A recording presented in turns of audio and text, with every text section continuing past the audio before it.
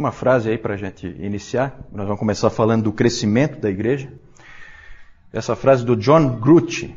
Estes cristãos primitivos eram uma pequena minoria, frequentemente situada na periferia da vida pública, mas eles não consideravam a sua missão como um assunto privado. Era algo que tinha a ver com a transformação do mundo. E de fato eles transformaram o mundo. Onde que a gente vai começar? A gente vai começar onde o Novo Testamento termina. Certo? Nós vamos começar bem no estilo Terceiro Testamento. Então, terminou o Novo Testamento, nós não vamos falar do Novo Testamento, nós vamos direto para o que aconteceu depois. Os sucessores dos apóstolos vão assumir a igreja. E aí a coisa começa. E aí a igreja começa a crescer. Já começou a crescer com Paulo, evidentemente, mas ela continua crescendo. E é disso que nós vamos falar agora. Pode passar. O crescimento da igreja em duas frentes. Primeiro com o judaísmo, isso ainda a gente vê no Novo Testamento, uma série de apóstolos indo para os judeus, e um apóstolo especificamente, que é quem? Paulo vai para os gentios, certo? E começa a alcançar os gentios. Então essa expansão é em duas frentes. Socialmente, o cristianismo começa atingindo principalmente os mais pobres, os mais humildes, as camadas mais inferiores da sociedade, mas sempre desde o início nós tivemos também pessoas com uma posição mais alta na sociedade. Isso sempre aconteceu e foi aumentando. Começou lá pelo ano 60, começou a entrar mais gente em postos mais elevados dentro do Império Romano. Começaram a se tornar cristãos também. Mas a gente sabe que sempre houve também pessoas mais ricas e mais bem posicionadas na sociedade desde o início. Tanto que o Clemente de Alexandria, ele fez uma pregação em que ele falava: que tipo de pessoa rica pode ser salva? Então essa também era isso a gente tem, né, os escritos dos pais mostrando isso. Geograficamente, quero mostrar geograficamente. Pode passar, Cícero, que eu quero mostrar no mapa. Esse mapa está ruim de ver aí, que só vendo. Mas aqui em vermelho nós temos as áreas atingidas pelo cristianismo no primeiro século. Ainda no primeiro século. Onde o cristianismo já tinha se espalhado no primeiro século. São as áreas em vermelho. Aqui fica Israel, né? Aí nós temos aqui a Ásia Menor. Aqui nós temos a Caia, né, a Grécia, aqui Corinto. Nós temos aqui Roma. E essa linha que aparece aí fora são os limites do Império Romano. Então vocês vejam que o cristianismo cresce dentro do Império Romano, num primeiro momento. Em amarelo nós temos o crescimento dele, o estágio em que ele já tinha chegado, o cristianismo, no ano 185. 185, que século é? Como é que vocês estão de história aí? Que século é? Primeiro? Segundo, né? Sempre pensem assim. Sempre quando fala século segundo são os anos 100 e pouco. Fala em século terceiro são os anos 200 e pouco. Sempre volta um. Por quê? Porque só fecha o século no ano, terceiro século só fecha no ano 300. Então fala assim, segundo século são aqueles anos 101, 102, 103, 104 e assim por diante, tá? Então no ano 185 vejam que já tinha se espalhado muito, já tinha atingido aqui o Egito,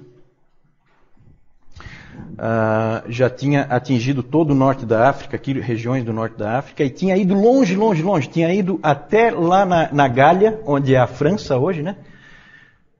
Tinha chegado lá em cima, onde hoje é a Alemanha, da cidade de Colônia, já tinha chegado o Evangelho, e também lá na Espanha.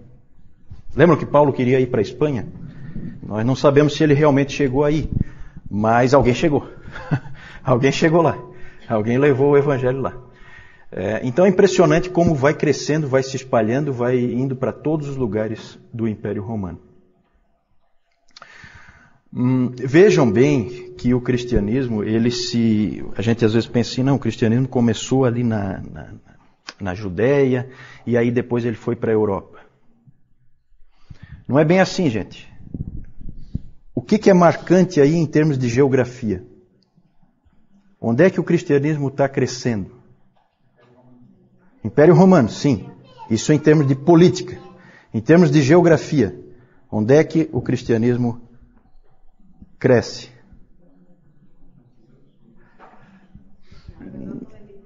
Exatamente, dona Carlota. É isso aí mesmo. Mar Mediterrâneo. Essa é a chave. Certo? Por quê? Porque está cheio de cristãos aqui na África. Um monte de coisa que a gente vai ver, um monte de pais da igreja, são africanos. Aí alguém fala assim, mas Agostinho é africano. Né? Aí você fica pensando, né? Africano, uma pessoa de cor negra, são países pobres. Né? A gente fica pensando com a cabeça de hoje. Completamente errado. Isso aqui é mar Mediterrâneo, gente. Isso aqui é lugar nobre. Aqui, é Alexandria, o centro cultural do Império Romano. A grande cidade onde todos os intelectuais estavam, né? Vamos só trocar rapidinho aqui para próximo slide, Cis, por favor. Isso aqui é hoje, só para a gente ter uma ideia, né? Então aqui, Ásia Menor. Ásia Menor era o berço do cristianismo ali onde tudo começou. Ásia Menor hoje é Turquia, toda ela é Turquia. Várias daquelas cidades que a gente vê no Novo Testamento estão todas aqui dentro da Turquia. Interessante aqui, que eu também queria chamar a atenção, já que a gente falou do Mar Mediterrâneo, que a dona Carlota citou lá para nós muito bem, é que Israel olha para o Mar Mediterrâneo, né? Isso é bem nítido. Israel, ele fica de frente para o Mediterrâneo. Parece que a coisa já na mente de Deus já estava toda planejada. Né? Joga aqui no Mediterrâneo. E dali espalha, né? Israel fica de fato de frente para o Mediterrâneo. Aqui nós temos a Grécia, a Itália, a Alemanha fica bem ao norte da Itália, a França lá, a Espanha. E aqui hoje no norte da África, por causa das conquistas muçulmanas, hoje nós quase não temos cristianismo aí, né? Mas em outros tempos foi um lugar importantíssimo para o cristianismo, o norte da África. Isso aí só para mostrar para vocês, para a gente ter uma ideia de como é hoje, como era naquele tempo e como começou a expandir. A chave realmente é, como o Valdir disse, o Império Romano e o Mar Mediterrâneo, que o Império Romano se constitui muito em cima do Mar Mediterrâneo. A cidade de Alexandria, que eu falei antes, Alexandria, ela fica bem ali naquele delta do Nilo, na saída do Nilo ali. A cidade de Alexandria, ela é famosa pelo quê? O que tinha na antiguidade na cidade de Alexandria? Farol de Alexandria, uma das maravilhas do mundo antigo, né? E que mais? Biblioteca de Alexandria, a grande biblioteca de Alexandria. Todos os livros do mundo estavam na biblioteca de Alexandria. Cidade fundada pelo Alexandre o Grande, imperador do Império Grego. Certo? Então essa é uma cidade bem importante. O que aconteceu com a biblioteca de Alexandria, hein? Pegou fogo. Exatamente, pegou fogo. Pegou fogo. Foi um grande desastre aí, né? Essa perda. É interessante porque tem assim umas coisas pitorescas, né? Alexandria, se acredita que o primeiro bispo da cidade de Alexandria, o fundador da igreja lá, tenha sido o evangelista Marcos. Só que isso é mais no campo da tradição do que propriamente algo comprovado historicamente. Também tivemos forte expansão para o Oriente, não foi só para cá. Para cá também houve expansão. Veio para a Síria, para a Pérsia, o cristianismo expandiu para a Síria, expandiu para a Pérsia, expandiu até o Afeganistão, foi para a Mesopotâmia, foi até o Afeganistão. O apóstolo Tomé, alguém sabe para onde é que Tomé foi? Para a Índia, exatamente. Tomé foi para a Índia. Imagina, foi lá para a Índia, lá do outro lado. De novo, a gente está sendo seletivo. Por quê? Porque nós temos poucos registros do que aconteceu na Índia. Mas a igreja estava crescendo lá. Depois, um grande professor de Alexandria é cheio de professores, tá? Um grande professor de Alexandria, de um seminário que existia aqui em Alexandria, onde grandes nomes, depois nós vamos ver, apareceram. Ele também foi para a Índia como missionário. Para fortalecer o trabalho que Tomé já tinha começado. Esse cara se chama Pantenos. Foi professor do Clemente de Alexandria. Vamos lá, pode seguir. Por que a igreja cresceu? Em primeiro lugar, pelo poder do Evangelho. E há gente que diz que não existem pessoas que tentam desviar as coisas e querem dizer que não, que o cristianismo cresceu porque havia um vácuo, uma falta de uma religião no Império Romano. E o cristianismo veio preencher esse vácuo. Nada mais longe da verdade. O Império Romano era cheio de religiões. Cheio de todo tipo que você puder imaginar. Tinha as religiões pagãs tradicionais, que vocês conhecem, com aqueles deuses todos, greco-romanos, né, vieram da Grécia, mas foram trazidos para os romanos. E Zeus, todos aqueles deuses lá, Diana. Tinha as religiões então pagãs tradicionais, tinha as religiões pagãs de mistério, como o culto de Mitra, que veio da Pérsia, vinha de outros países, né? O culto de Ísis, que veio do Egito, e o culto de Cibele, que veio da Ásia Menor. Só exemplos, né? As filosofias, muitas filosofias nessa época também, o epicurismo, o estoicismo, que até aparece no próprio livro de Atos, muita mistura de religiões, muito sincretismo, e principalmente, uma coisa que vai ser importantíssima na história da igreja, a adoração ao imperador, certo? O culto ao imperador, ele começou depois da morte de Júlio César. Júlio César morreu em 44 a.C. E ele passou a ser adorado. E aí Augusto, né? E eu vou começar aqui a pegar os nomes do mal, né? Eu vou começar a ver os nomes de vocês. Quem tem nome bíblico está mais ou menos escapou, né? Mas é que eu tenho um nome que eu vou me complicar muito aí na história da igreja. Então eu quero ver se trago alguém comigo pro lado sombrio da força. Então o Augusto está aí, o Augusto? Augusto já veio para o meu time. Esse aí é mau. O imperador Augusto foi adorado em vida. É de uma humildade, né, esse rapaz, né? Ele queria ser adorado em vida. Não, com certeza não. Com certeza não. Eu tenho que trazer alguém para o meu time, tá? O Augusto é um reforço bom. Depois nós vamos conversar. Quem tem nome bíblico já escapou, mas quem tem nome aí meio duvidoso, nós vamos encontrar aqui na história da igreja, tá? Porque esses nomes não vêm do nada, não. A gente tem muito aquela mania de ver o que significa o nome, né? Isso aí é secundário. O mais importante é saber por que o nome existe. Ele existe por causa de algum personagem histórico. O culto ao imperador era bem simples. Na verdade, você tinha que só reclinar a cabeça ou queimar um pouquinho de incenso. Isso aí salvava a tua vida. Salvava a tua vida. Só que a gente sabe que, depois nós vamos ver, as pessoas preferiam morrer. Naquela época podia-se crer em qualquer religião. Não tinha problema nenhum. Alguém, inclusive, disse que nessa época todas as religiões eram consideradas pelo povo como igualmente verdadeiras, pelos filósofos como igualmente falsas e pelas autoridades como igualmente úteis. Certo? Parece com hoje em dia, né? É mais ou menos a mesma coisa, né? Nada de novo debaixo do sol. Só que o cristianismo gerou um problema. Acho que pode passar aí. Não. Ele gerou um problema por causa do seu exclusivismo. Os cristãos começaram a ser perseguidos não por serem cristãos, mas por serem cristãos apenas. Certo? Esse era o problema. O problema é você ser só cristão. Isso é inadmissível. Você pode ter toda a religião que for, não tem problema nenhum. O Império Romano aceita, não tem crise.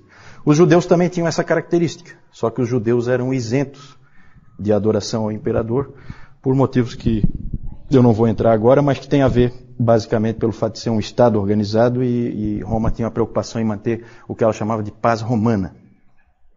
E os cristãos não ganharam essa isenção. Ficaram numa situação difícil. Vamos lá.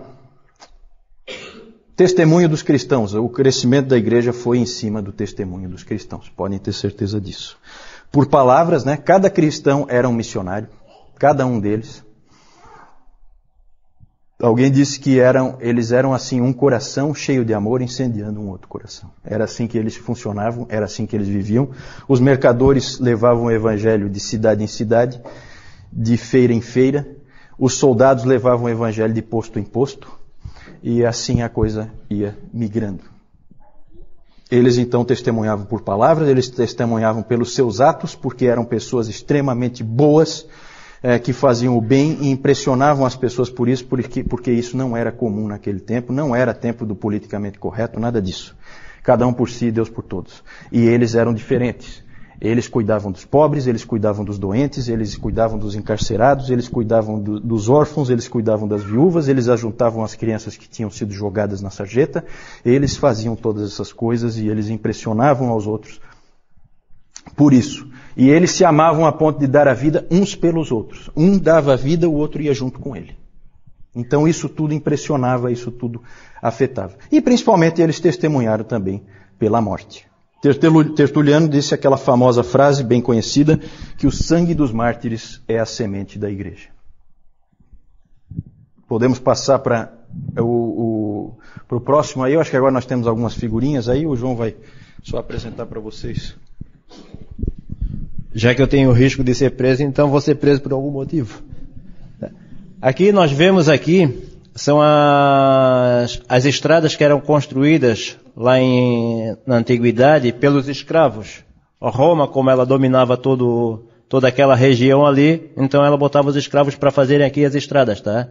Aqui tem essa ponte aqui, nós não sabemos direito onde é, mas a gente vê aqui como já era evoluído o sistema romano ali de construções. Próximo. Aqui nós vemos também a principal entrada naquela época de acesso a Roma, que é a Via Ápia. Nós vemos aqui todas essas entradas aqui, como ela já era bem formada e como ela era bonita também ali, tipo uma alameda. Não se compara a nossa agora, mas a estrutura dela era muito boa. E aqui nós temos os templos ali na cidade de Éfeso. Aqui o templo já de Diana. Aqui nós temos a foto, uma estátua de Diana. Aqui podem ser vistos, talvez aí não dê de ver que está meio embaralhado, mas aqui são vários seios que tem aqui. Dá para ver como ela tinha um domínio muito grande. E aqui a gente vê a coluna onde ela foi, a cidade onde atualmente a foto atual da cidade onde ela era feita. E aqui a gente vê o pilar daquela construção lá. Próximo. Aqui nós vemos também, como o Juliano falou ali, o culto a Mitra. Aqui, esse aqui era o Mitra ali, o poder dele, a força que ele tinha, estava mostrando a força ali, ele matando um touro, tá? E aqui era tipo um batismo. A pessoa ficava aqui embaixo, tinha um piso cheio de furo, eles matavam o animal aqui em cima, o sangue corria por esses buraquinhos aqui e batizava a pessoa lá embaixo com sangue. É meio carnal, né? Ali estava mostrando, o Mitra ele venceu então o touro, aquilo ali tem a ver com a astrologia, tá? Então tudo isso aí é ligado à astrologia, é tudo cheio de, é bem uma coisa bem do paganismo mesmo. E ali, como o João mostrou, na verdade aquilo ali é uma foto atual de uma ruína, mostrando em Roma um local desse onde era feito esse tipo de coisa aqui, ó. Existe lá hoje para visitação turística. Pode passar então. Vamos falar das perseguições. Ali o João mostrou as estradas romanas, né? Eu esqueci de falar de como favorecia a expansão, né? Do crescimento da igreja, o momento em que o cristianismo apareceu, o momento em que Jesus Cristo veio, como o Império Romano favoreceu essa expansão. Então você tinha essas estradas, você tinha toda uma estrutura, você tinha o estabelecimento da paz romana, que te dava trânsito livre pelo mar Mediterrâneo, te dava trânsito livre por vários países diferentes que eram conquistados pelos romanos. Isso tudo ajudou muito a expansão da igreja. Como a gente vê no próprio livro de Atos, né? Ali o João mostrou também o templo de Diana, né? Aparece, toda essa questão de Diana dos Efésios aparece em Atos.